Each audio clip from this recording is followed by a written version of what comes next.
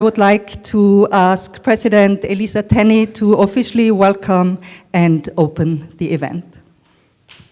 Thank you, Mathilde. Welcome to everyone. This is an amazing crowd, and we're so pleased that you are here. We know this is going to be an important and powerful discussion. I want to give special thanks to Mathilde.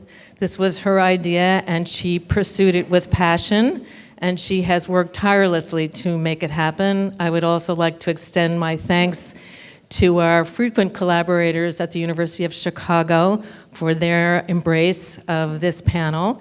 And we're also very pleased that our colleagues from the University of Chicago will have a similar panel in the spring on their campus. So the conversation will continue after today. Today's discussion is an example of how artists, designers, and scholars, how it's essential that in our role, how we fulfill our commitment as citizens. Our engagement with the world of ideas and the world of images is how we help interpret, strengthen, and improve our shared society. This is exactly the kind of conversation we want to have as citizen artists, cooperative ones, marked by an eager and open exchange, by a commitment to freedom of expression and to rigorous debate. The very title of today's panel, which is very intentionally a question, welcomes us as audience members to be receptive to having our own views changed, to resist the idea that conflicting views are inherently bad, and to understand that pursuing vital questions is often more important than finding seamless answers. So as an educator and a citizen, I am very proud to co-host this evening and always eager to continually pursue questions with our community. And I'll turn it over to Mathilde, who will introduce our panel and get us underway. Thank you. Thank you very much. Yeah, the question mark is not silent. I mentioned that not only to introduce our discussion, but to also bring up some of the concerns that the event has raised. In good 2017 style, our panel has already been debated and deemed problematic on the internet, specifically on the event's Facebook page. The event has been denounced as presentist, as proof that, quote, vandals are winning, or, quote, disrespectful to our history, while others have pointed out that the Confederate monuments in question were erected decades after the Civil War, many by private interests.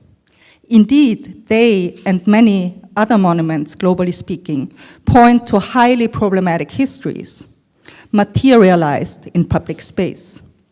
We will get to address these points dialogically, but I would like to resist the habit of the academic to explain and justify, to historicize, and thus to soften these polemics.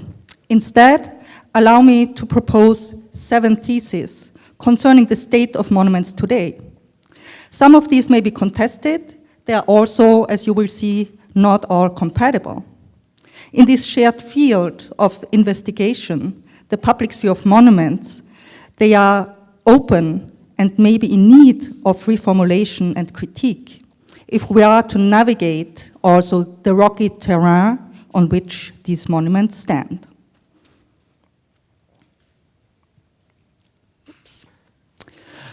Whatever they mean, monuments are. Their meaning and power is directly related to their presence in public space. Monuments are a way of constructing a particular history. They do not stand for history as such. Therefore, you cannot destroy history by destroying a monument. Public space is always contested. Monuments are signs of power to make a mark in public space. Power struggles are to be expected as public space is reclaimed.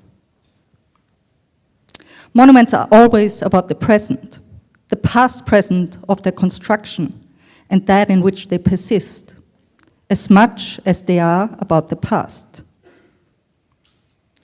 Demolition, vandalism, removal are not the only means to deal with unwanted monuments. So are artistic intervention, moves, modifications, and debates.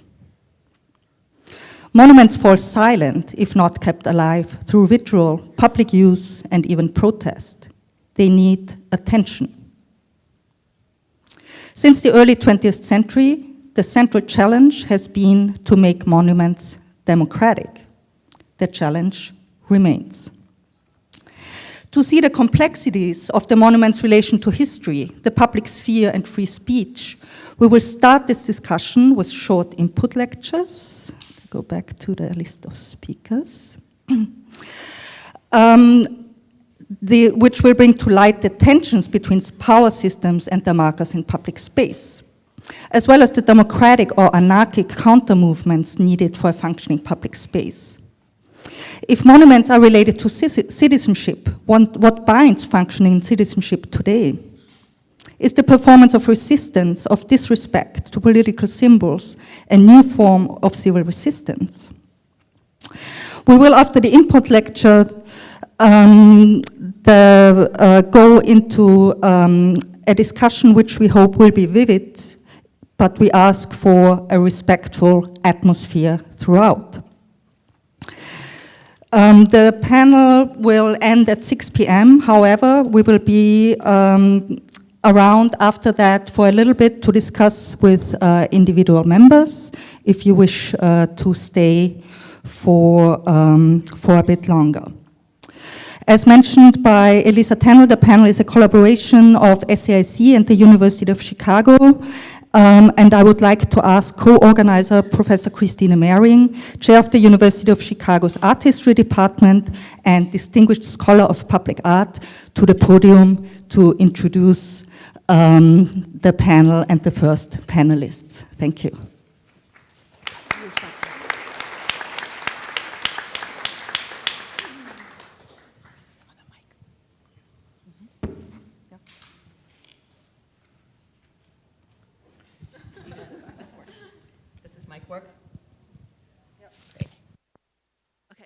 Thank you all for coming. This is an amazing turnout. I'm really pleased, and I hope we'll have a great discussion afterwards. I wanted to say something of what motivated me in particular to think about putting together this panel and the next one that we'll have at UChicago in the spring. And that is that in much of the press, at least, that I have been reading over the summer as events were unfolding, I felt that there was a marked absence of the expertise of art historians and of artists. And we can have arguments about whether these works are artworks, but that question at the very minimum needs to be asked. And so many of our panelists today, not all of them, will bring that perspective in one way or the other, and I think that that's really important and something that we contribute. And I think that that's particularly meaningful, especially here at the School of the Art Institute, even more so than at the University of Chicago in the spring. I do know of and want to point you to a forum that the College Art Association opened up online with lots of different comments by art historians and artists that is very, very insightful with respect to this perspective, and to a piece that Michelle Bogart, who's an art historian at SUNY Stony Brook, wrote for the New York Daily News on August 24th. And I want to briefly quote her. She says that one doesn't have to be a pro-Trump, pro-Confederacy, or insensitive to the horrors of slavery and its legacies to believe that removal and destruction of monuments is proceeding too quickly and haphazardly. Monuments, like the people they depict, are not caricatures. Fashioned as serious works of art, each deserves careful visual scrutiny. Many reveal a deft artistic hand and offer nuanced interpretations of their subjects' accomplishments, but there's more we can learn by looking at them. And then she goes on to elaborate on various ways in which one might do that. So I want to insist on this aspect of expertise as we head into this panel today. And expertise can take many different forms: discussion of original context of these monuments, bringing some sense of historical, art historical nuance. One size fits all is probably not a good way of approaching these monuments. There are definitely questions of aesthetics at work as well, and there are, of course, hermeneutic questions as well. And I want to just point to one very early example that, as I think of a text by an art historian named Alois Riegel on the modern cult of monuments, that I think is particularly helpful to perhaps reread in this context. He wrote it in 1902 in the context of pervasive 19th century practices of what he would have deemed disingenuous restorations, in an effort to make objects, historic monuments, more accessible to a contemporary audience. And you can see already how this, of course, is a tension that is at work with the Confederate monuments as well. And so Riegel is pointing to tensions, most importantly between a monument as an artwork and a monument's historic role, absolutely at heart, I think, of the discussion around Confederate monuments as well, and also about a tension between original historical contexts and the way these monuments then continue into a present, as Mechthild was already addressing as well. And that these kinds of decisions about whether something is an artwork or a historical object, or where it falls on that scale, there's of course lots of space in between, really affects our thinking about conservation and restoration, and the very question of whether one wants to keep these objects around or not. So I think that is one key question with respect to the Confederate monuments especially, but really with monuments in general, is to what degree are they artworks, to what degree are they historical objects, and where do they fall here? And then, interestingly, Riegel's essay itself, as I said, written in 1902, was actually republished in 1982 in the architecture magazine called Oppositions. And as it reappeared, the translator Kurt Forster, eminent architectural historian, actually chose to illustrate the essay with all sorts of photographs of various kinds of examples that Riegel actually doesn't discuss, many of which actually come after Riegel's original writing of the essay. So he includes ruins from World War II, a Renaissance church that was adapted from a Roman temple, the architect Luigi Moretti's Casa del Gil falling apart, you see those three here, and many, many other comparisons. And of course, it is those comparisons to other kinds of monuments that I think is also profoundly art historical question that I hope we will address today, or many of us I think will address today. So with that, I will hand it over to Kirk Savage and introduce him briefly, who has been writing about public monuments and collective memory for over 30 years. He's the author of Standing Soldiers, Kneeling Slaves, Race, War, and Monument in 19th Century America, and more recently the editor of The Civil War in Art and Memory. He's a professor in the history of art and architecture at the University of Pittsburgh. Welcome, Kirk Savage.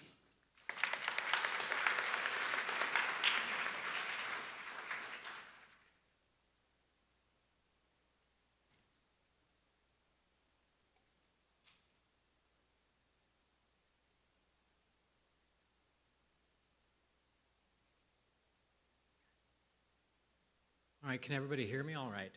Hear me in the back? No? Yes? You can hear me? Okay, great. So I'm opening with one of the monuments that kind of started this most recent iconoclasm controversy, which is the monument to Robert E. Lee in Charlottesville, Virginia. Now, as you see, draped in this black tarp as of late August. And there's nothing particularly special about this monument to Robert E. Lee. It's a standard equestrian monument, much like you'd see any other Union general would be honored in the same format, or any other commanding officer from the 19th century would be honored in this format. What makes it a lightning rod, and what made it a lightning rod for so-called white nationalists or neo-Nazis like Richard Spencer, was the subject himself, the person who is being commemorated, and what he stood for. So it's not the design of the monument itself, but it's simply who is being honored here. And of course it is the man who was deliberately chosen in the aftermath of the Civil War as the kind of poster boy for the Confederate States of America, the CSA, which was the only nation in the history of the world, as far as I know, that was invented for the express purpose of perpetuating the institution of slavery. And not just any form of slavery, but what the CSA Constitution called Negro slavery, that is to say a racialized form of slavery, a modern notion of slavery, which was a crime against humanity. So what makes this monument a lightning rod for both white supremacists and opponents of white supremacy is ultimately what the Confederacy itself stood for. But the problem of white supremacy in the memorial landscape goes far beyond the problem of Confederate monuments. And in fact, anybody who's like me, who's been looking at weird monuments, over the last 3 decades, will have seen that white supremacy is embedded in the fabric of the memorial landscape all across the country in all different kinds of ways. I'm going to show you 2 examples only, because we're keeping this very brief. And I'm showing you deliberately 2 examples that are much less about the who or what is being commemorated, and much more about the design, the how it's being represented. And I'm doing this partly because we're standing in an art school, and I know we have a lot of art students and professors here. And so I'm very interested in the question of design and representation. And I'm going to end with an example that's a local example that is literally built into the infrastructure of your city, City of Chicago. But let me begin with one from my hometown, the Stephen Foster Monument. And again, Stephen Foster, there is debate about Stephen Foster, there is debate about Stephen Foster's music. But his music was known for a lot of other things besides plantation minstrel melodies. He wrote Union War songs, he wrote lots of kinds of music, and it's understandable that a city like Pittsburgh would want to commemorate its native son, probably the most famous 19th century songwriter in the United States. What makes this monument objectionable is the inclusion of the black banjo player at the feet of Stephen Foster. And this is an unprecedented design solution. There's no other figure of a black banjo player on a public monument in the round that I know of anywhere in the world. And since Charlottesville, it has become once again extremely controversial. There have been moments of controversy ever since the 1970s that have bubbled up, but it was only since Charlottesville that all of a sudden achieved great traction. And now it's on the agenda of the Art Commission of the City of Pittsburgh. And in fact, in 2 days, there's going to be a decision about whether or not to remove this monument. One of the reasons that the traction built was that an article came out in a website that some of you may know, Very Smart Brothers, VSB, an absolutely hysterical condemnation of this monument, in which the writer called it the most racist statue in America and the most ridiculous magical Negro you'll ever see. It's actually a brilliant thing. You should look it up and read it. But it clearly, the problem with this design is it sets up a set of very clear, simple oppositions between Foster as the gentleman on top, the black banjo player who appears as a pauper, or a slave, with barefoot, with snaggle-toothed, balding, etc. And so there's an opposition between intellect and performer, intellectual and performer, between culture and nature, between genius and entertainer. And all of these oppositions are subsumed and basically around the racial opposition of white and black. So it's fairly easy to get it, but the issue has been that most people haven't really looked at this monument for a long, long time. And in fact, even the guy who wrote the VSB piece said he had been by it 300 times, and it was only since Charlottesville that he actually stopped and looked at it. My final example is one that is probably familiar to at least some of you. It's one of the so-called bridge house sculptures or pylon designs on the Michigan Avenue Bridge, just a few blocks north of us. It's part of a large cycle, actually, that sort of tells essentially a white supremacist history of the city of Chicago. And when I first saw this, it was about 12 years ago, I was here for a conference, and I could not believe this. I mean, I really, my jaw was dropping when I saw this statue, and there are people walking by me on the bridge, and nobody's paying attention to it. I kind of like wanted to call everybody, have you looked at this thing? You know? I, of course, looked into the subject matter. It's the Fort Dearborn so-called Massacre monument. You can just put the air quotes in every time I use that word massacre from now on. And it's really a deeply disingenuous, deeply dishonest monument. First of all, starting from the title, it's called Defense here. That's the, and you'll see the explanation on the slide. But it really looks like the white hero in the center is prevailing, right? It looks like he's the victor in this narrative, when in fact, this was a group of people who had evacuated the fort under orders, Fort Dearborn under orders during the War of 1812, and were attacked by the Potawatomi Indians.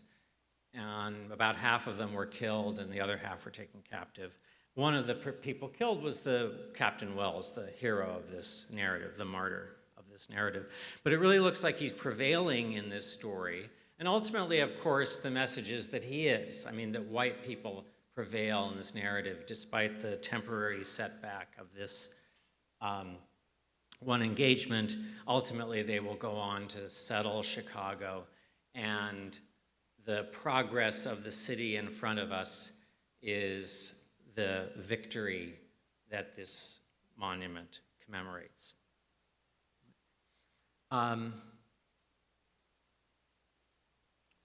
And what makes this, in a way, very different from the Stephen Foster Monument or even the Lee Monument before us is the way that it is actually built into a major piece of city infrastructure, so that it's part of both the city plan of Chicago following 1909 as well as literally part of the physical infrastructure.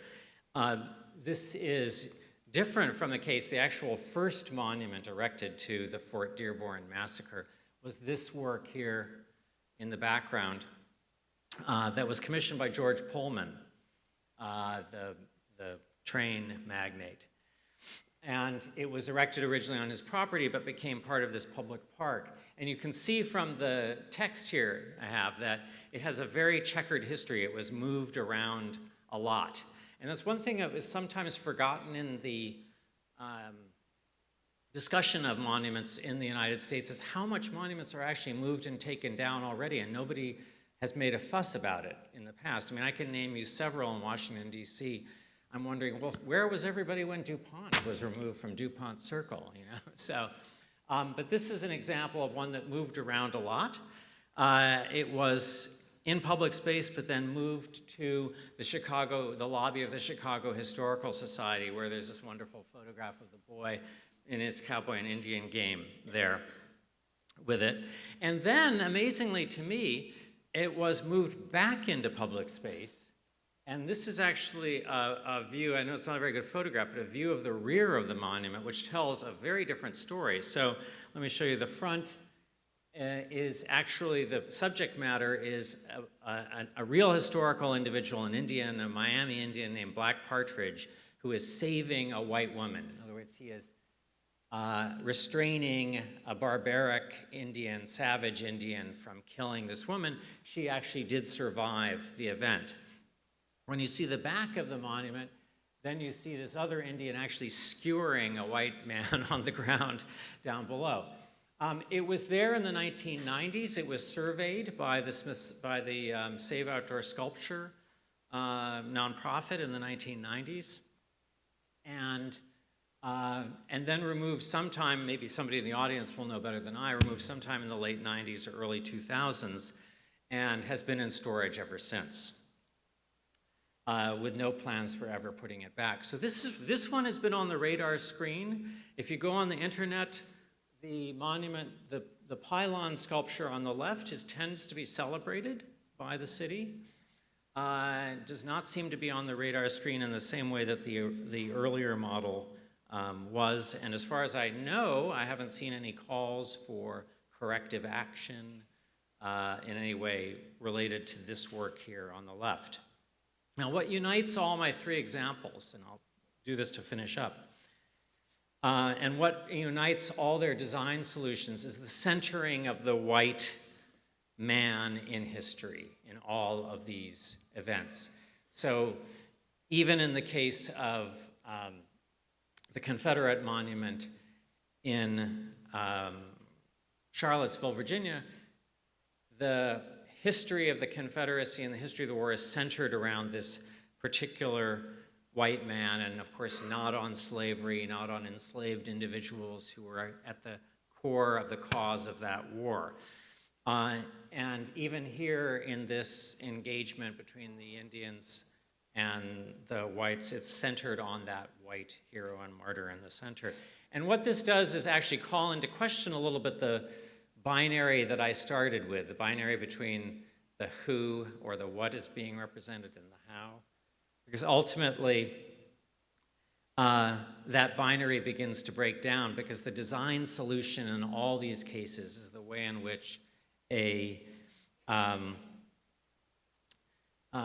which history is made to center around a white man and white supremacist formula. It's always the same formula here. And that's our challenge then, is how to, in a way, create a radical assault on that basic formula.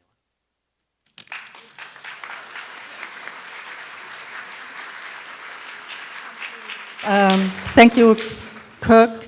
I think that way into the 20th century, of course, monuments are a way of the dominant parts of society to condensate their history visually, but I think it's also interesting how our attention shifts or doesn't shift, so I hope there will be discussion about the Dearborn monument or not, because maybe we could also argue otherwise, and I would like to introduce our next speaker, who I think will take a very different take. Romy Crawford, who is associate professor in the Visual and Critical Studies and Liberal Arts department here at the School of the Art Institute. Romy is the co-author and co-editor of The Wall of Respect, Public Art and Black Liberation in 1960s Chicago, a book that just came out with Northwestern University Press in 2017. In 2016, Romy founded the Museum of Vernacular Arts, a project-based platform for art forms that are part of everyday experience. And Romy Crawford was also the co-curator with Lisa Lee of the 2017 Open Engagement Conference themed Justice. Please help me welcome Romy to the podium.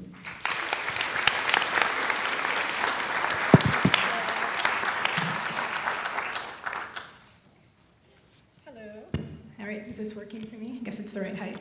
Okay, and I meant to click this. Yeah, we don't want to see that. Okay, so Mechthild asked that we be fairly brief in our remarks. So I'm going to get straight to the matter without too much of an introduction to it. There's been a lot of speaking back to monuments. And what I propose here is not that. Rather, I opt here to ignore some monuments altogether, their relevance, history, existence, in an effort to recognize other histories and battles that are both literal and metaphorical, that are not spoken of as often or written in such a declarative way onto the town or city landscape or memorial infrastructure.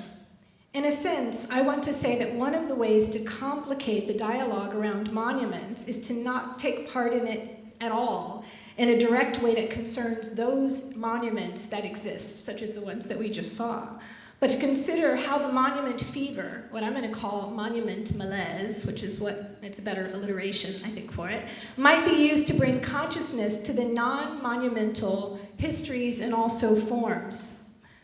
This, then, is towards a sort of who cares about the monuments in question, but hey, it does make sense, I think, to mark or give tribute and testament to things. That is okay. And is there a way to mark histories of more minor events in decidedly unmonumental ways? So I want to consider the articulation of spaces, events, and scenarios that are under-discussed historically, and that might need marking, a tribute, but in a way that is less than monumental, that is to say anti-heroic, unstatic, and in no way timeless. These I will call fleeting monuments. It offers a type of retort which moves the responsive energies in a new direction. And it doesn't take up, kind of exhaust minoritized subjects and around the effort of white supremacy, and that those energies can be leveraged and moved in the direction of productivity and making things and doing things. And towards recognizing what is part of our historical past that has not been monumentalized and far from it, but rather ignored and in some instances erased from the city's urban landscape and from national consciousness altogether. So what I want to speak to is not really a matter of counter monuments, it's not that, or even an alternative to monuments, but a way of using the problem of monuments to, one, address histories and scenes that are under-monumentalized, and then two, rather than recognizing them as monuments in the traditional sense, to consider fleeting tributes. This is not just hypothetical, so this is actually not something that I'm just thinking about because of the invitation from Mechthild, but there's a really real need to think into this category. The Wall of Respect, which I've been working on with Rebecca Zorak and Abdul Kalimat, the book that Mechthild mentioned for the last 2 years or so, offers a case in point. It was a 1967 public art work, a mural, that depicted Black heroes and heroines in the areas of music, art, literature, politics, sports, etc. It only existed for 5 years. If you go to the 43rd and Langley location in Chicago, where it used to be, there is no sign that it was ever there. It sparked a citywide and nationwide mural movement, and it was a seminal work within the Black arts movement. It is present in the hearts and minds of some, but mostly unknown, forgotten, not there. So that does not make, so one might say that it needs to be marked in some way, but I would say it in a way that does not make a monument of it or the site. So I'm in the midst of thinking through this issue very directly, and for an event that takes place in a few days on Thursday at the Cultural Center. And so what I've been in the midst of thinking through is how to mark or pay attention to or give tribute to the Wall of Respect 50 years later in its 50th anniversary year. But in a way that, again, does not make a monument of it and does not effort to produce a monument. So I asked instead a couple of artists if they would spend very little time, very little money, to make a work and to have that work against it being, and also for the work to be work against the timelessness and static, so that it be that it sort of rove and be expandable and expansive and something that can exist in multiple locations, etc. So what I'm presenting this afternoon are some of these projects that came up from a few artists. Actually, I'm going to show one artist in particular. It's kind of a teaser for the Thursday event, where I'll present some others. This project is by artist Kelly Lloyd. She graduated from the school in 2015. And again, she just received the sort of prompt from me a few days ago. And again, no money, no time. Very little effort, but something that pays in a deep way to the site of the Wall of Respect. And so that she did research. So she made a few tearaway art forms that relate to the literary section of the Wall of Respect. And so this is one of them that you have here. She just sent me these a few days ago from Zurich, where she produced them. So Wendelin Brooks is one of the writers who is depicted on the Wall of Respect mural, who was depicted, because again, what you need to constantly remind yourself here is that this does not exist anymore. It's completely missing as a project that pulled together the efforts of African Americans in the civil rights era, African American artists, African Americans who wanted to engage with the community. All of those efforts are just sort of blighted and ignored and disappeared. And so she has made a series of tearaway art forms. She selected one for each of the heroes and heroines that are depicted on the Wall of Respect. She grabbed a quote or something that we might want to know from them that they said and produced these, and these will be put around the city of Chicago, and I think she's going to spread some in Zurich, etc. So this is one by Wendelin Brooks. you have the quote there. This is another one. James Baldwin is another one of the artists one of the writers actually, who was depicted in the literary section of the Wall of Respect. So again, one of these very newly produced tearaway art forms. Amiri Baraka is depicted at the wall, on the Wall of Respect and it was actually a photo of Amiri Baraka. And so this is the Amiri Baraka tearaway, and there are others, and there's just one that she sent that I guess is already up in Zurich now as of today, and it's the Dick Gregory. So the Dick Gregory tearaway is the one that's in the center, and Dick Gregory was also one of the personages who was depicted on the wall. So in a way, these are projects that do speak to different histories. They're not necessarily, again, an effort to counter or pay too much attention to the other sort of monument discussions and dialogues, but to be productive in a different direction. Again, these two directions I'm really trying to enforce here. One, the direction of asserting histories that are unknown to us, or are pretty much unknown to us. And then two, asserting a different type of form through thinking about the monument in general. I mean, I think it's been a good, productive dialogue and discussion because it actually allows us to think through formally something that does not need the sort of agreement and consensus and money and time that sort of consensus and agreement takes from cities, the city, that people can sort of pull together on their own in ad hoc ways that speak to histories and concerns that are more minoritized and more entrenched within particular communities. So, in a way, the Wall of Respect history is one that begs for some register of its meaning and effects, to make something instead of its erasure maybe a viable response or gesture that I dare say helps us to think about up with fleeting monuments.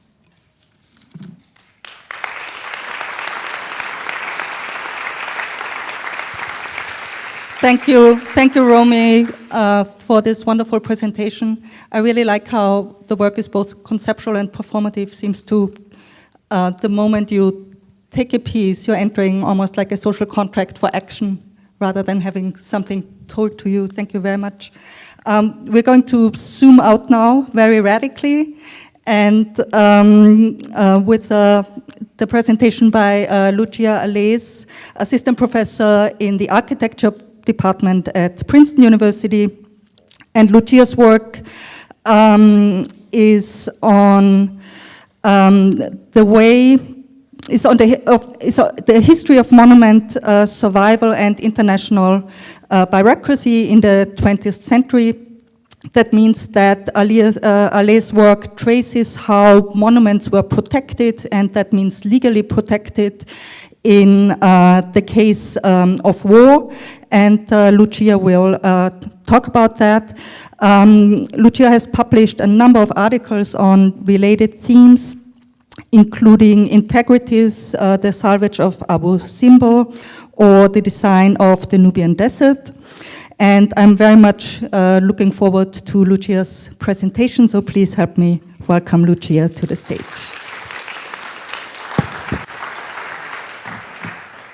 Thank you, Mechthild. Thanks for having me, and thank you everyone for coming. I'm an architectural historian, and I've just completed a book titled Designs of Destruction, and it's about the invention of the cultural monument in the 20th century. And as you can maybe see from the cover and the title, I deal not with monuments that are Confederate, not even sculptural, most of them, and not with monuments that are memorials, not even intentional. The cultural monument is a category that's most often used on the global stage, and it's most often applied to buildings, to architecture. In fact, the period I study in this book involves widespread destruction from war, from urban renewal, from infrastructural development. These are moments when destruction of the built environment is not the exception, but the rule. And still, one aspect of the recent debates about the Confederate monuments has sounded increasingly familiar to me, and that is that any discussion about whether to to destroy monuments turns instantly into a discussion about which ones to destroy. And conversely, if you want to phrase it in terms of preservation, any discussion about whether to preserve a monument instantly turns into a discussion about where this monument should be preserved. So before I get into specific echoes about Confederate and international artifacts, let me just give you some background. The apotheosis of the cultural monument is the World Heritage Convention. It's a piece of international law that was signed in 1972 and allows nation states to declare or to ask that certain sites on their national territory be declared of universal value, earning those sites a kind of protection from the international community. Now, this kind of soft power is often taken as the epitome of a kind of bland post-war Esperanto internationalism, or worse, as motivated by a kind of cynical postmodern relativism. But in fact, the 72 Convention is based on the 1954 Hague Convention for the Protection of Monuments in War. And I would argue that it retains many characteristics from this highly destructive climate in which it was rooted. For example, it was the World Heritage Committee which listed Timbuktu as a World Heritage Site in 1988. In 2013, the committee went out of its way to restate the universal value of 13 tombs and shrines which had been specifically threatened with destruction by militants from Ansar Dine. This second declaration of value prompted the militants to follow through on their threat, destroying very methodically and very publicly all 13 shrines in 2013. In return, the international organization UNESCO vowed to rebuild the monuments, thereby re-monumentalizing their universality. This kind of destructive yet productive dynamic, I argue, is the essence of World Heritage. And in order to find the origins of this pattern, I trace the rise of what I call monument survival, a kind of design practice, a practice of international design by committee, in fact, that was born from the increasing banality of destruction in the 20th century. So one place to start to think about this is the famous pronouncement by Louis Mumford in 1937 that the monument has died. Mumford pronounced the death of the monument by pointing to memorials that had been built across Europe and North America in the mid-1800s. Looking at these stepped circles and ribbon colonnades, Mumford saw only empty shells. To Mumford and others, the monument simply seemed an obsolete building type, fixed in an era of mobility, permanent in a time of technological change, and singular in a democratic age. If it's a monument, he concluded it can't be modern. Of course, history has proven Mumford wrong, undermining every assumption on which he based his hard line. Foremost among these, the assumption that new monuments would have to be built from scratch. Think of monuments that count as buildings that count as monuments today. There are newly built ones, such as this one at top, the Memorial to the Murdered Jews in Europe, built by the American architect Peter Eisenman in Berlin in 2005. But there's also ready-made ones, such as the Maison des Esclaves, an 18th century colonial slave house owners in Gorée, Senegal, which was visited by the US President Barack Obama in 2013 on his first state visit to Africa. Just because this house has existed in some form for hundreds of years doesn't mean it's not modern too. It contains a hefty percentage of metal, epoxy, asphalt, and concrete. Its job is survival, and its survival requires precisely the kind of technologies that Mumford identified as engines of modern life. And so more broadly, Mumford imagined that architecture's contribution to the modern world picture would be purely constructive. But the 20th century turned out to be the most destructive in human history, as landscapes of destruction came to be read as emblems of deep historical tragedy, and amidst this real and imagined tabula rasa, not only did monuments live on. The monument became redefined as any architectural object whose modernity lies not in its style or its form, but its capacity to survive destruction. This global redistribution of the significance was the work of a movement of internationalists, bureaucrats, intellectuals, art historians, archaeologists, curators, lawyers, and architects, who mobilized to design the survival of a vast array of monuments. If destruction was going to be systematic, they thought so too would architectural survival need to be rationalized through administration, paperwork, pragmatics. So the movement first coalesced at the League of Nations, then developed an American branch in the Allied military government during World War II, and eventually found, yes, an institutional home in UNESCO. By 1972, the hard-earned actions of the previous decades, visiting and listing monuments, helping clear their surroundings, debating their material makeup, documenting their evolution in file upon file, all of those became a repertoire of gestures available to any petitioner and backed by law. Also by 1972, the features of the monument that Mumford had so confidently declared antiquated had been entirely sublated into their organizational capacity. Instead of being singular, monuments were nodes in a pluralistic network. Instead of being fixed, they were facilitating the global circulation of people and images. And instead of being empty and immutable, they could be regularly inhabited, updated, and maintained. And these are images from the salvage of the temples of Abu Simbel and the relocation of 21 monuments in Nubia. One aspect of this history that I want to briefly mention tonight is the role played by the United States, especially in World War II. Between 1943 and 1946, the United States, one of the only nations involved in war without a monument bureaucracy to speak of, indeed without a cultural ministry, created the most systematic and comprehensive apparatus for monuments protection. I'm showing you a map of monuments not to be bombed in Venice, one of many such documents made available to the Allied air forces. And don't be fooled by the aerial photograph. This document was largely the work of historians from below who approached military authorities to ask them that lists and maps of monuments in Europe should be made, and somewhat to their surprise, were recruited to the task. Now, existing histories of these so-called monuments men have tended to concentrate on their weakness, on their struggles to perform their protective duties. But the fact that they still largely succeeded against such long odds points us to the structural possibilities for their achievements. Two factors are of note.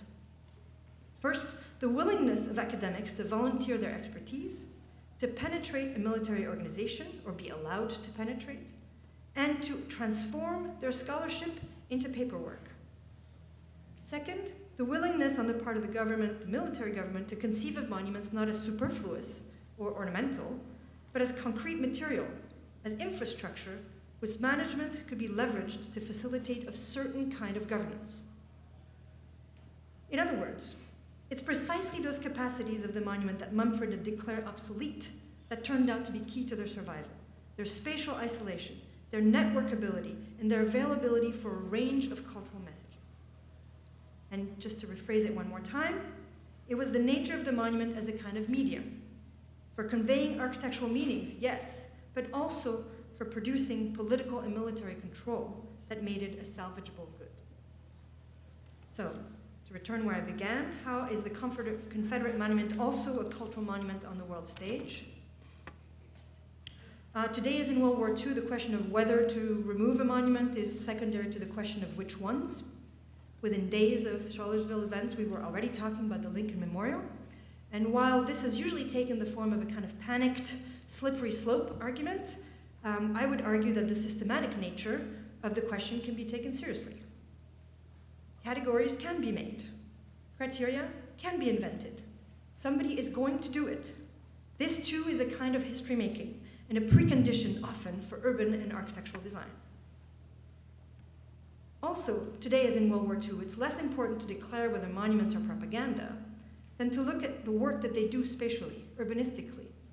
And yes, this means evaluating their historical role in the history of urban renewal, and especially their urban isolation, their networkability, and their mobility. And finally, today as in World War II, the question is not whether to preserve Confederate artifacts, but where to put them. And there's a lot of calls to remove them into museums or to places of reflection. This is an idea that has fueled international cultural property management for many decades. Often it's hoped that the category of culture can be used to fix a monument's meaning, in both senses of the term, that it will repair history and also immobilize the interpretation, or maybe inaugurate an age of symbolic thoughtfulness. But of course, museums are cultural monuments too, just ones frequented by a different constituency. So to argue for moving monuments into the rarefied museum may be only to substitute one cult for another, the cult of monuments for the cult of the museum, or art. After all, it's still possible to read these monuments for their intended meanings, as we've just heard, and as long as there's a constituency able to see the artifact's contribution to nation building in allegorical terms, there's still a fight to be had, an iconographic fight to be had on the ground. Thanks.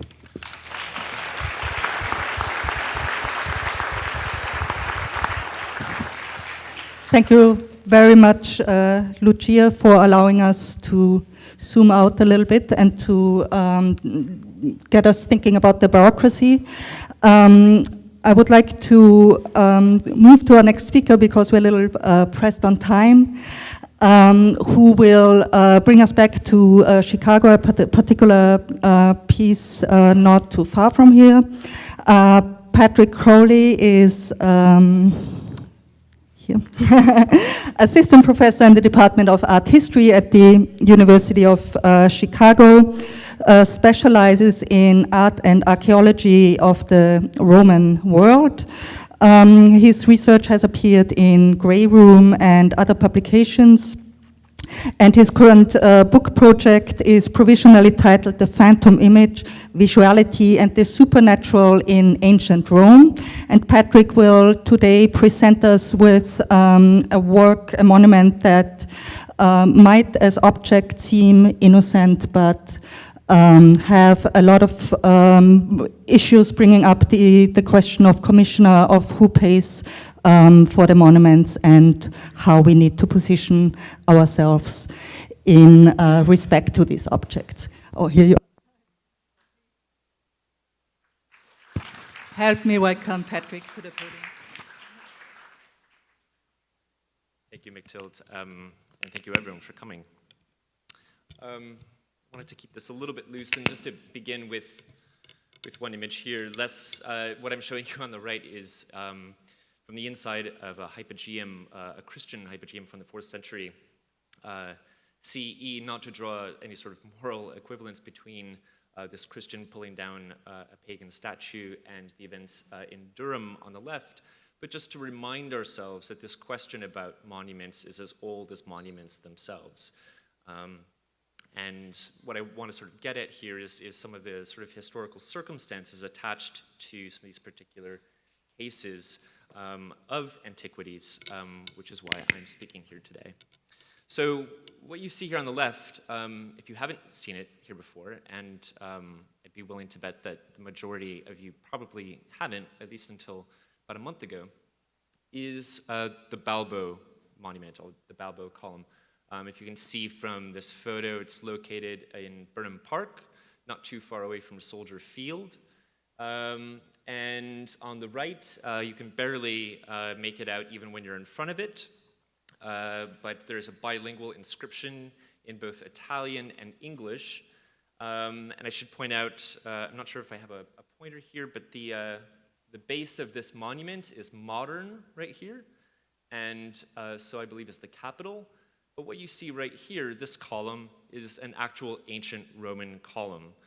Comes from the port city of Ostia, where the Tiber feeds into the ocean. And this inscription says, this column, 20 centuries old, fascist Italy, with the sponsorship of Benito Mussolini, presents to the city of Chicago in honor of the Atlantic squadron led by Balbo, which with Roman daring flew across the ocean in the 11th year of the fascist era. So, it's kind of a benign sort of looking monument on the side where if you have passed it, you've probably been on your bike or been running. Very few people, I think, ever stopped to look at it. And it's been there ever since 1934. So Balbo, who is Balbo? You might have been on Balbo Drive, right there. So Italo Balbo, I mean, this is right sort of following on the heels of Charles Lindbergh and Amelia Earhart, was one of these celebrity aviation heroes who had come with a squadron of seaplanes, as you see right here, from Rome to Chicago to New York and back to Rome. A pretty amazing event for the very few Chicagoans probably who still live here who witnessed it at the time. I mean, all sorts of things that I could go on and talk about, but we don't have a lot of time here today. Balbo is a really complex figure. He was one of the black shirts involved directly with Benito Mussolini, which is why he's mentioned in these kind of loving terms by Mussolini on the column base. There was actually at the time a rather large number of people, both Italian Americans and African Americans, who were protesting Balbo and his involvement with in the Chicago World's Fair. And here you can see the column not on the pedestal, but before it was moved there at the Italian Pavilion. And that was because they were protesting what was happening in Ethiopia. And the history of that remains very little known as well.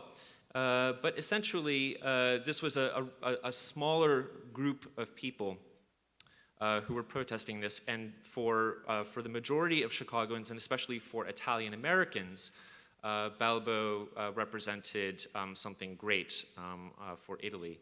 And for them as being Italian American, particularly with the relationship with aviation and technology. Now, what's a number of things that are sort of interesting here. I mean, in the recent controversy since the events in Charlottesville, there's been a protest at the Balbo column advocating that it be taken down. This isn't the first time. Every couple of decades or so, it seems that there is a new movement advocating to remove the column. And it always dies in committee, as most things usually do, for various reasons. Initially, mayors were very worried about losing the Italian-American vote, and so the monument was kept around for those reasons. What I want to think about a little bit now has to do with the particular climate that we're in, why this monument. And what's so unusual, I think, about this monument is to have an actual antiquity around here in Chicago. If you go to Rome, actually, this kind of thing wouldn't seem unusual at all. There are monuments to Mussolini all over Rome. Italy never had the kind of response that Germany did following the war about the removal of symbols, gestures, and so forth relating to fascist iconography. That's also a very complicated thing. But Rome, in many ways itself, and not even explicit things like fascist iconography, I mean, the very fabric of Rome itself, some of the modern thoroughfares, the way in which the archaeological park exists is basically a fascist Disneyland. So there are ways in which I'm trying to sort of think about to what extent this is an American problem, or at least the ways in which the circumstances are specific to the conditions here. What was interesting about the protest, and I actually went to this protest in August, I believe, and what was very interesting about that to me was the way in which the Balbo column was being sort of mobilized into this, into the events of Charlottesville. And in many ways, this makes a lot of sense. It fits into the slogans about fascism and whatnot that many of you, I'm sure, were hearing in the streets. On the other hand, there were speakers who were talking about things in front of the column and about the column in ways that had absolutely nothing to do, strictly speaking, with the history of the monument. And in many ways, it's very complicated. Balbo himself, there are stories that he had murdered basically political opponents, that he was not in any way a savior figure who was clean of any wrongdoing, was also the governor of Libya and was carpet bombing Libya, basically. What made it unusual, and what's striking to me, that many Italian-American groups still, right now, do not want, fiercely opposed to the removal of this column, and that is because Balbo himself had left the fascist party, had claimed that he had sort of cleaned his hands after the racial laws of 1938, that this was really apparently too much for him to go by at this point. I think that in many ways, this is a zero-sum game to be talking about how fascist you have to be a good or bad fascist. And all kinds of other proposals have been made for naming after other Italian Americans. Rico Fermi at the University of Chicago, physicist, that was also complicated because he joined the fascist party in 1929 and only left after his wife, who was Jewish, after the racial laws in 1938. So problems all around. So two things that I wanted to bring up here. Number one is to think about this monument being very different from almost anything else that's being discussed in the current climate, in the sense that it does incorporate an actual antiquity. And thinking about how this column was conscripted into a fascist message and poses different historical and conservation questions than the purpose-built Confederate monuments do. So that's one. My other one, related to sort of that experience at the protest, in trying to think about how, right, we don't have, we have the monument that you saw on the bridge earlier, but we don't have these Confederate monuments here. So how are we able to sort of participate, join in solidarity with people across the country, and thinking about monuments like this monument, and thinking about the sort of the relationship of emotion. And I want to bring up emotion just for a second because Christine had brought up Riegel's essay, and he actually distinguishes between the historical value of monuments, which he says is a 19th century phenomenon. This brings up, you know, questions of the evidentiary value of these monuments, and then he brings up age value. And this, he says, is a new thing for the 20th century. And what's interesting about it is that he says all these monuments are kind of equal, and he says that it's about emotion, that you don't have to be a professor, you don't have to know anything about the monument, you don't have to know what it memorializes. You just look at it and you have an emotional response, and you see, because it's old, it has this age value, that it's important. And so what I want to think about here is it seems that we've kind of moved in a way from the 19th century historical value to the 20th century age value, and thinking about whether or not we can talk about a 21st century, what we might call an affective value of the monuments.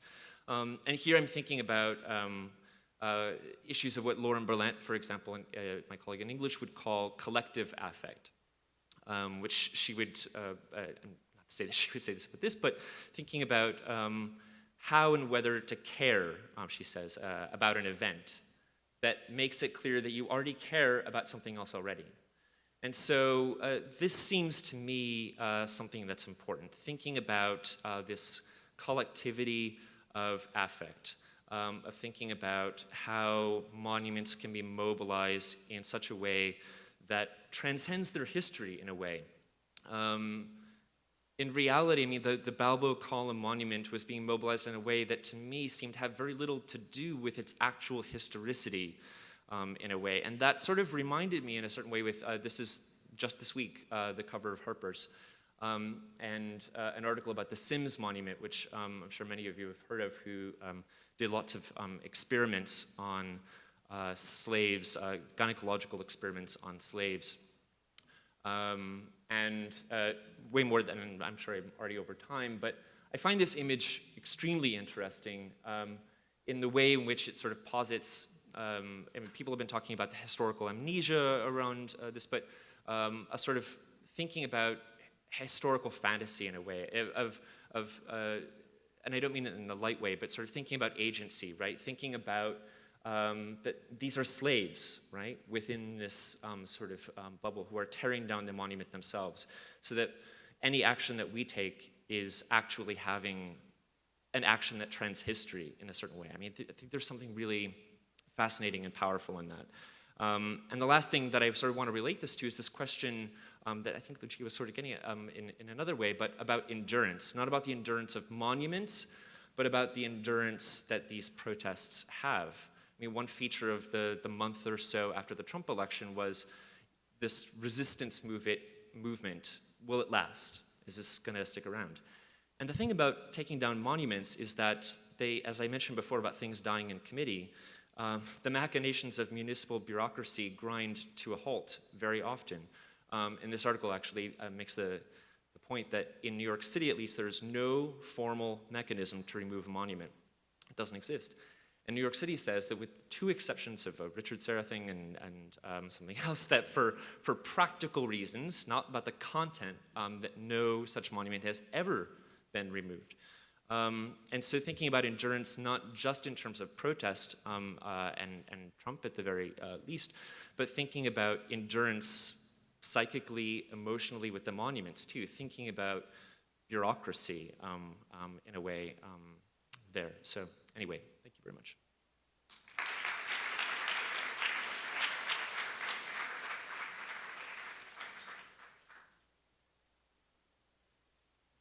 Thank you, Patch. And now it's my great honor to introduce my colleague, Tom Mitchell, who is the Gaylord Donnelly Distinguished Service Professor of English and Art History at the University of Chicago and has been the editor of Critical Inquiry since 1978. Tom works on the history and theories of media, visual art, and literature from the 18th century to the present. His work explores the relations, most importantly, of visual and verbal representations, and he has written and engaged in debates on public art, monuments, images of war, iconoclasm, and vandalism. Among his many, many books are Cloning Terror, The War of Images, 9/11 to the Present, and Image Science, Iconology, Visual Culture, and Media Aesthetics, and I have to mention, of course, in this context, but also for another reason, Art and the Public Sphere from 1992, which he edited. And I have to say, Tom, I don't think I ever told you this. This book and the Renaissance Society are the two reasons why me, ignorant German coming to the United States, knew about the University of Chicago. So welcome, Tom.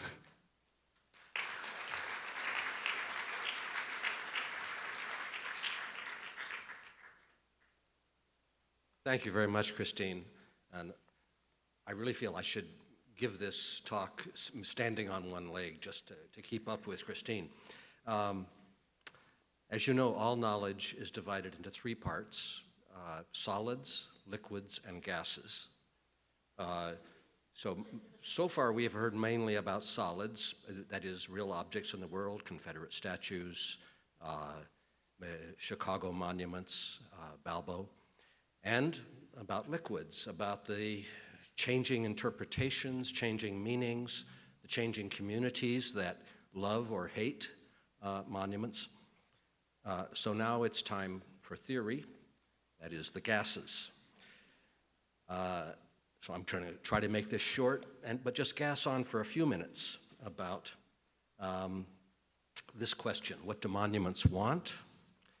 Which is a riff on a book I wrote a few years ago called What Do Pictures Want?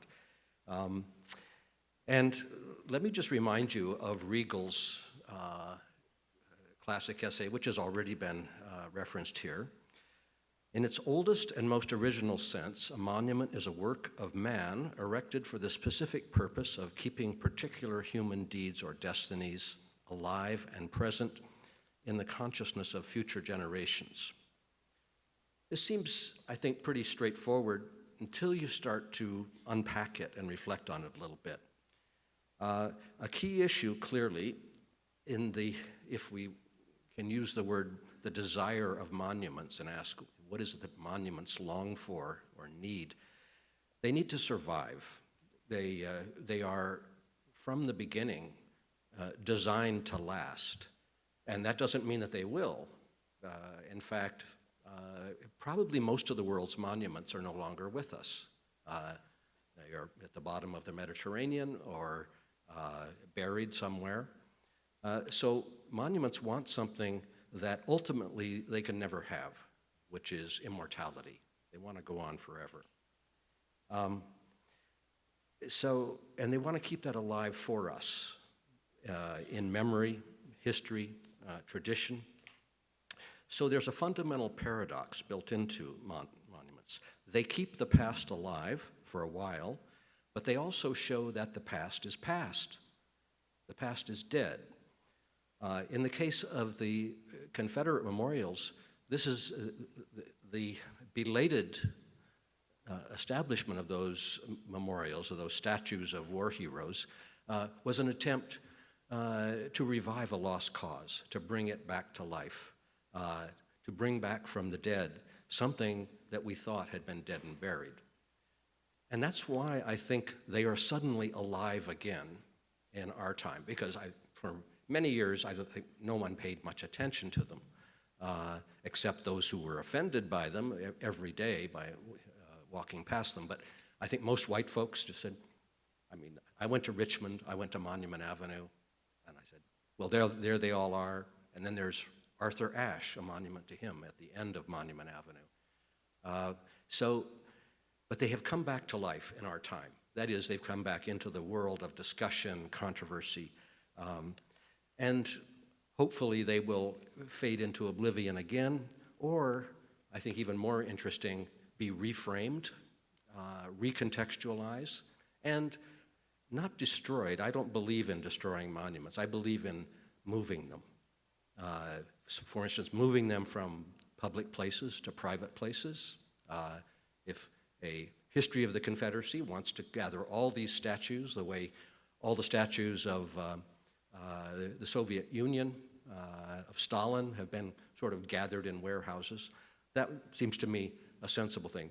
Why spend all that money and all that energy grinding down enormous stone statues? Put them somewhere where scholars like us can go look at them, and artists perhaps can drag them out occasionally to disgrace them once again. We also know that from a standpoint of art, most monuments are pretty crappy art. They're just mediocre. And occasionally there's a masterpiece. I think of Maya Lin and the Vietnam Veterans Memorial, which took a long time to do its work and maybe is still working for us. So another concept from Riegel, which I won't dwell on, but he points out that without monuments, there's no art history. And I think here he's not thinking of monuments in the sense of the grand historical object or the memorial, but just the art object itself. And that view is reinforced by Panofsky, who basically said monuments are just the objective material with a solid material of art history itself. And so art history has two parts to it. One is the monuments, the other is the documents, and then the third part is the general historical concept that frames them in some way. And he makes this amazing analogy between monuments, documents, and this historical concept, what I would call iconology, that is the history of images themselves, beyond works of art. And he says this is equally true of the relationship between phenomena, instruments, and theory in the natural sciences, another one of these triads of knowledge. So you might keep that in mind, that the monuments have sort of two functions in art history. One is the one we've been talking about, which is these important objects that are generally bad art and tend to arouse emotion sometimes, but often they just become invisible. The hero on the horse, I don't think too many people spend a lot of time looking at them. So let me give you my iconological theory of monuments. I try to think of it as a dialectic between the images that we recognize, which are in a sense transhistorical. A horse in a Roman sculpture and a horse in Richmond, Virginia, they're both horses. They're icons, and sometimes they might even be a particular horse. They transcend their material incarnation in a particular monument. So this is a little bit like Panofsky's distinction between the monument as just any work of art and the monument as something very special and important.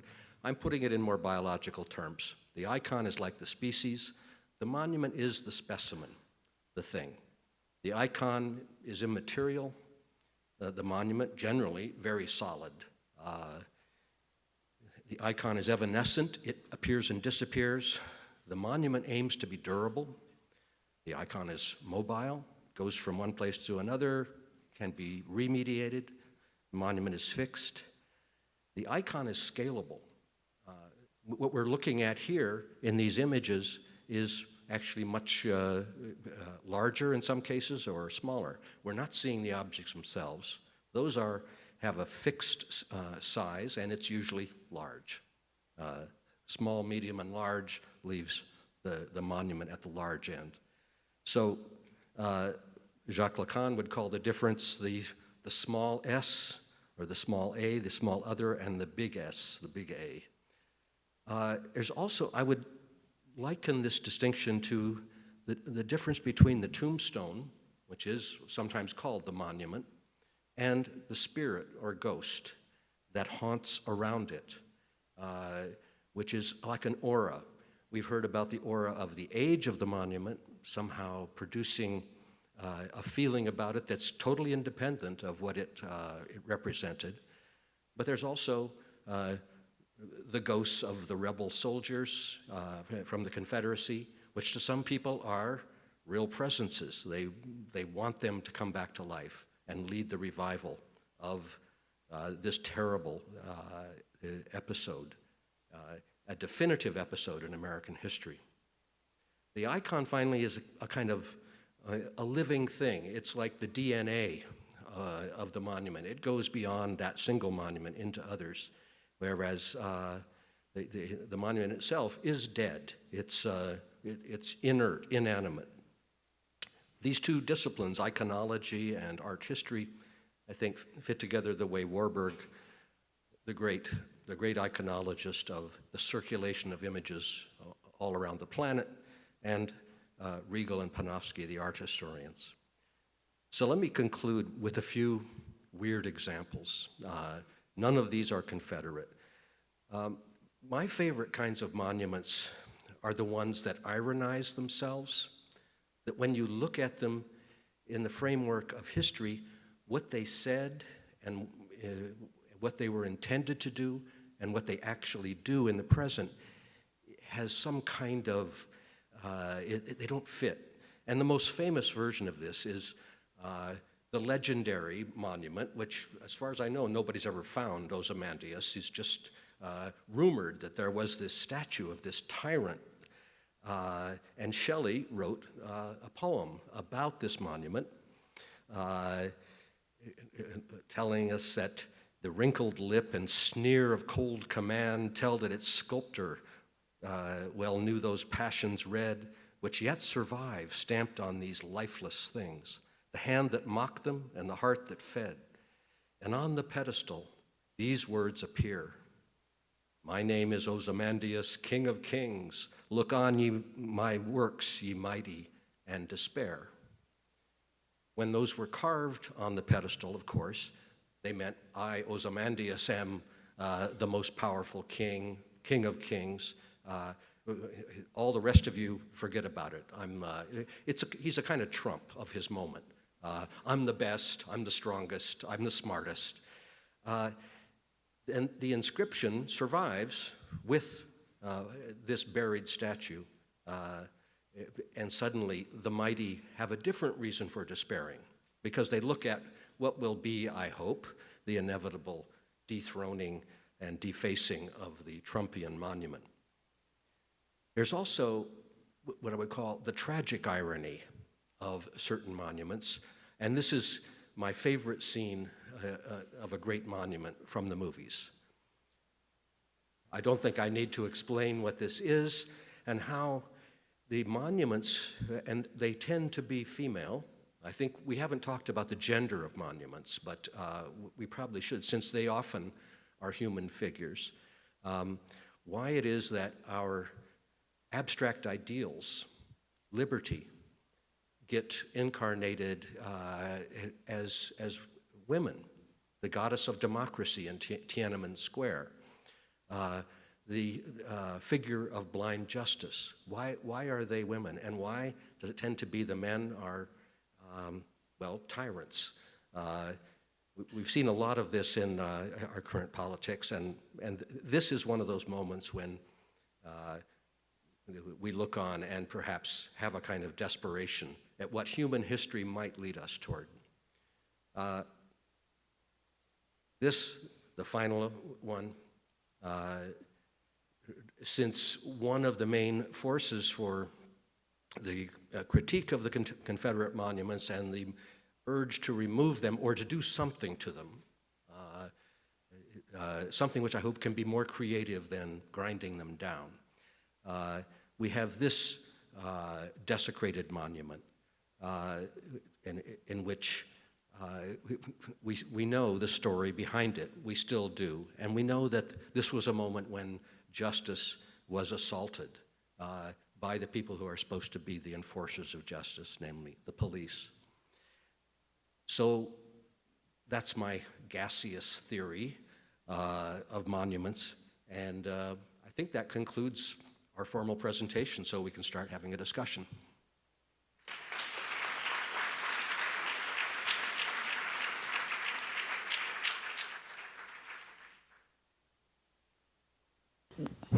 We are aware that some people have to go to class at 6 o'clock, but we have a microphone, so if you have questions, just raise your hand.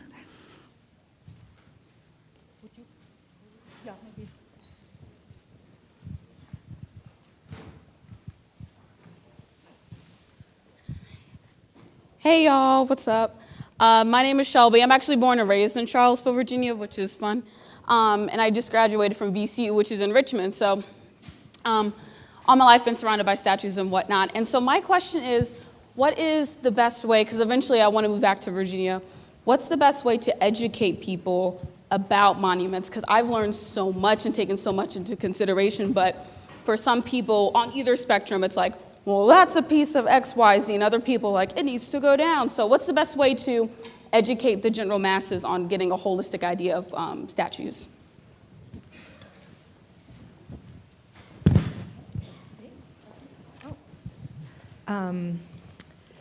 It depends. Where and when and who and which monuments. That's actually my basic message. It depends. I think moments of radical change in the built environment tend to bring not only new ways of learning, but also accelerated learning. And so I would encourage one to learn both about how the environment changes, the built environment, and what the monuments that have been plucked in various places. So I don't really have an answer to what's the best way, but I would encourage you to learn not so much, there's an idea that you have a kind of, that one needs to develop a learned response to monuments, and that's not really how they're being reacted to anyways. I would encourage you to learn about their mobility, learn about their fate in space, rather than necessarily thinking that one needs to have an idea that they contain some deep meaning. I would actually quickly add also, especially in this context, that to me, having artistic interventions on site is a very, very powerful way of reaching a very large audience, and to actually keep something in place and react to it there, and therefore have the kind of juxtaposition, literally, of the original monument and some form of response and reflection on it. And I would add to that, I would look for what's called the teachable moment. When a monument which has been inert and invisible, for some reason comes alive. People start talking about it. People want to take it down, or they want to celebrate it. Those are moments in the life of a monument when I think teachability becomes very public. And that's what we're having right now. I mean, that's why we're here, is because the Confederate monuments particularly have become objects of a teachable moment. Other questions?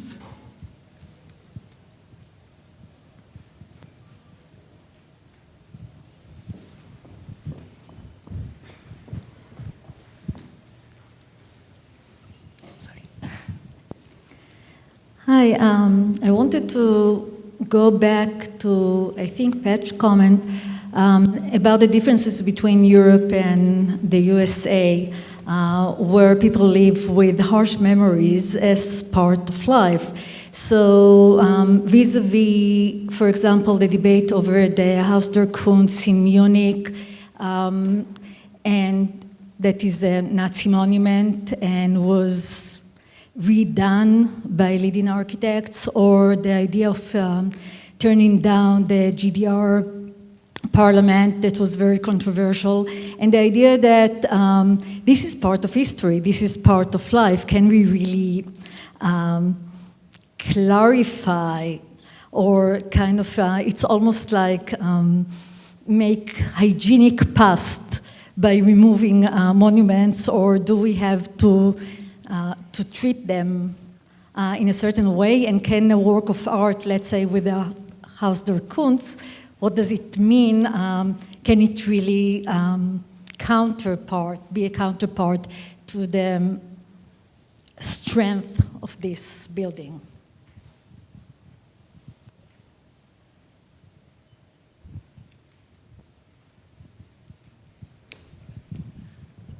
So I think it's interesting to draw parallels here between the US and Europe, and particularly, so we haven't talked here about the law in Spain, you know, the law to remove Francoist symbols and monuments in Spain, or we did touch on very briefly the effort to remove Nazi symbols, swastikas, and other monuments after World War II. And so it's an interesting question to turn that around and say, okay, well, would we leave up the swastikas? I mean, would that be a good thing to have swastikas up in order for us to discuss how terrible the Nazis were in Germany after World War II? And you know, so there's interesting parallels between that and the Confederacy, and the question of what's out in public space, what people are forced to confront in their daily lives, so put in positions of power, like where these things are matters. I can't, you know, if I'm in downtown Chicago, I'm going to go by that bridge and I'm going to see this. This is going to be part of my experience. I don't really have much choice about that.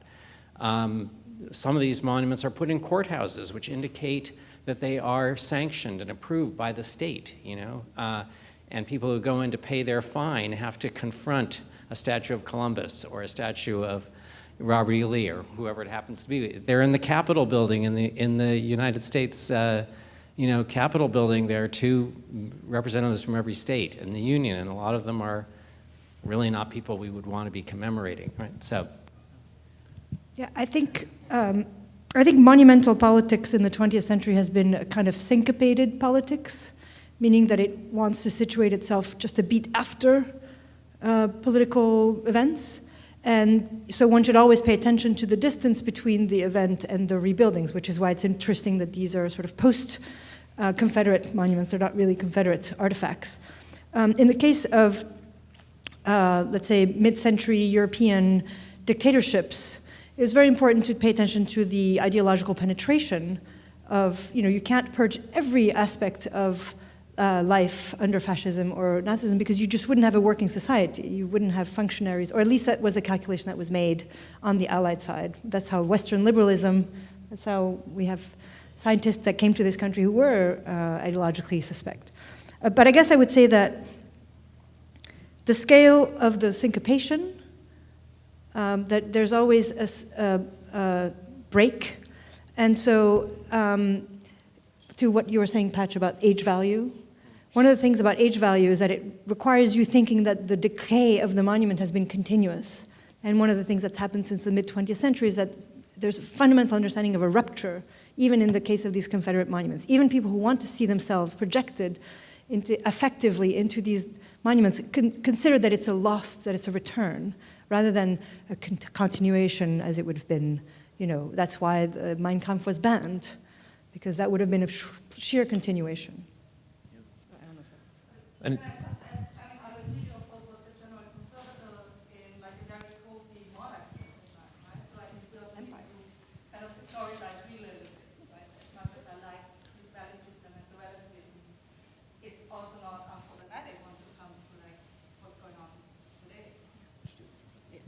Just one quick comment before I hand over to you, Patch. there does seem to be a difference, though, I think, in terms of this syncopation, which is an interesting model, Lucia, with respect to the fall of European dictatorships and the Confederacy, right? I mean, the interesting thing about these Confederate monuments is that they have lasted so long after they were erected, and when supposedly we maybe should not have them anymore, or they seem to be historically irrelevant, or people thought that they should be, but maybe they weren't.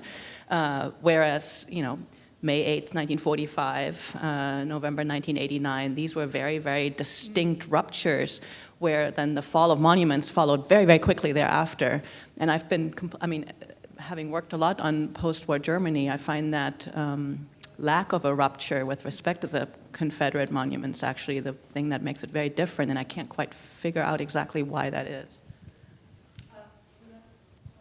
I was just going to, I mean, it's just sort of a general comment, but just the sort of the background feature in which, I mean, I think a number of presentations today sort of brought this up. I mean, the invisibility of these things. I mean, even, you know, to go back to the fascist iconography for a second, I mean, we could probably all, you know, turn out change from our pockets and come up with things that have the Foskis all over them, right? Like dimes and whatnot. I mean, they're in, you know, whenever the president gives the State of the Union, they're behind the president, right, or the Speaker of the House. Big ones, right? That's not really a problem, but it relates actually directly to the Mussolini and the fascist regime.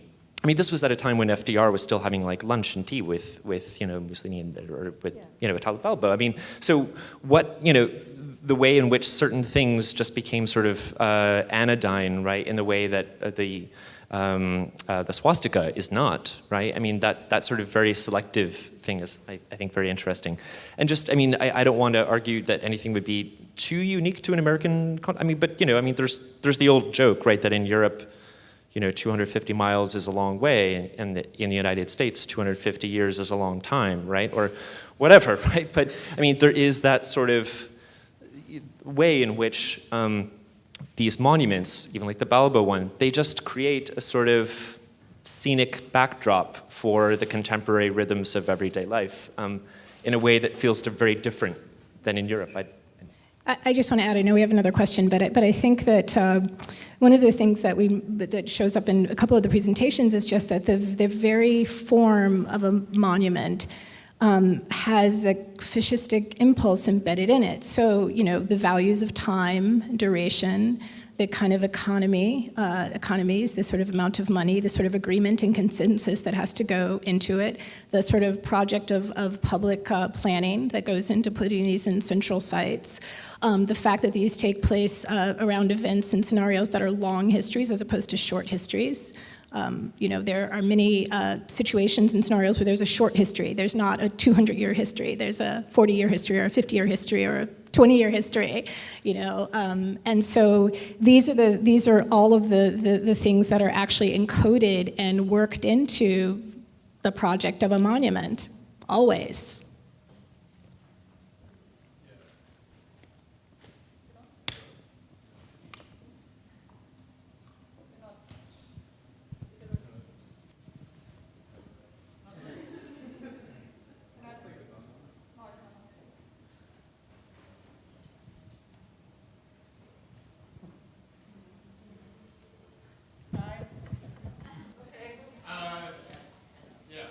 Could you also, I forgot that for the purpose of recording, we would very much like to know your names as well. This is Will Weaver. I was wondering if you could speak to like the role of the art object that approximates the monument in mediating our relationship to monuments. I'm thinking specifically of Sam Durant's now deconstructed gallows piece, and wondering if you could sort of, I guess I'm interested in it insofar as it sort of straddles this binary that you developed between the icon and the monument, and that it like sort of aspires to be mobile or to like bring in some of like the haunting aspects of the icon, and is obviously sort of an image even as it is a sculpture. And like what sort of, I see a number of different artists working with monuments these days, and wondering what you see as like a way that an art object can teach you to navigate a monument. Well, of course, every artist who makes a work, I think, hopes that it will become a monument, at least within art history. Maybe not, it doesn't have to be in a public square, but they want it to become part of the story of art. I mean, that's sort of built into the profession of being an artist or being part of an artistic movement. So that's not the kind of monument we're talking about, I think. That's just the Panofsky's idea of the work of art itself as an essential component of art history. It's got, and that's what he calls the monument, as opposed to the document. But the business of haunting and the mobility of these works, of course, all these monuments, insofar as anybody has ever photographed them or seen them or drawn a picture of them, they're all already mobile in the sphere of images. I think more people in the last year have seen the Robert E. Lee statue than looked at it for, the last 75 years. So suddenly it has come forward, but it's because of, we discussed earlier, a kind of collective affect, a feeling by a newly emergent and visible subset of the American population for whom, in some sense, the Civil War is not totally over. It's still going on. And so that moment of the 1920s when the Klan was on the march and many of these statues were being erected, funded by associations like Daughters of the Confederacy, that moment is a kind of recurrent possibility in history, and we're living in the middle of it because suddenly forces of fascism, of white supremacy, and racism have begun to come to the surface again, and I think everybody notices, they're getting brave. Suddenly they come out in public in a way, for a long time, you didn't see this kind of thing. But now we have a political situation in this country that makes these monuments suddenly come back to life in a rather scary way. And so that's why this is such a teachable moment about monuments, I think, why we're here. And I don't know if you've looked very much at Vodishko's work, his projections, but one of his more recent ones, the Lincoln projection, he has this statue of Lincoln in Union Square literally speaking the voices of traumatized veterans. I mean, they're projected on, and it's a really kind of it's totally a magical work, but it's a way of animating the monument in a way that is completely contrary to the original intention of the statue and speaks to us in a totally different way. And I think those are the kinds of, I would love to see many, many more interventions like that in this space. And that's where I think artists have an incredible contribution, to make to this.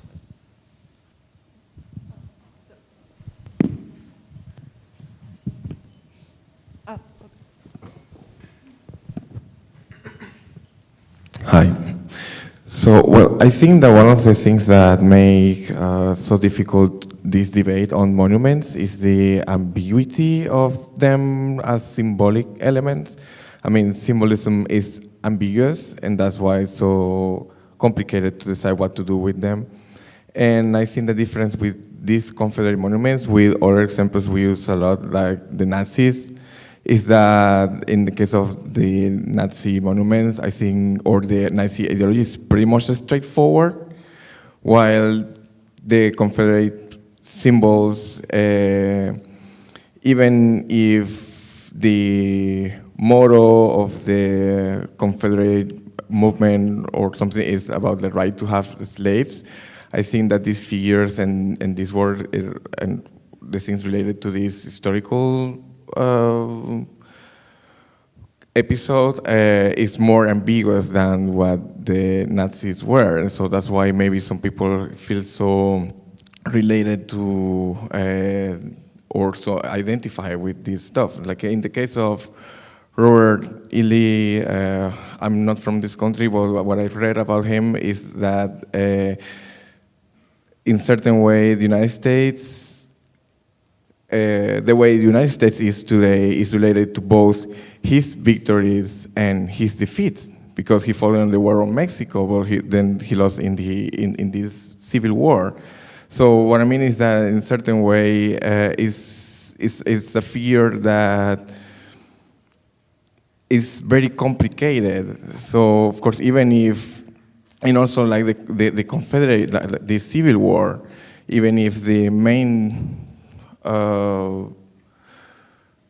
like slogan, yes, is about, or motivation might seem about slaves. Probably there were many other stuff happening around the Civil War that is not only because of that. So that's why it's so difficult to understand. So I just wanted to like support kind of like what Romy was saying, that I think it's better to concentrate efforts in creating more monuments to celebrate what we think should be celebrated. And the people you talk about now, I think, there's people who deserve more monuments, and instead of just like losing time and efforts in things that are in the past.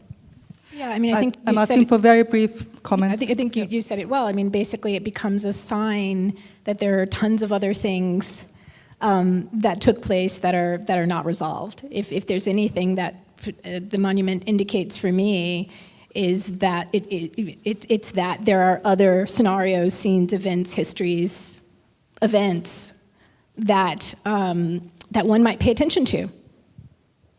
And so they become sort of a, I have my own sort of relish and enjoy seeing them, because it's like, oh, what else happened here? That's not that.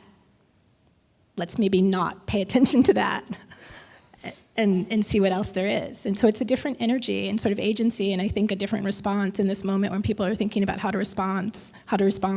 It's a different retort to the problem of monuments.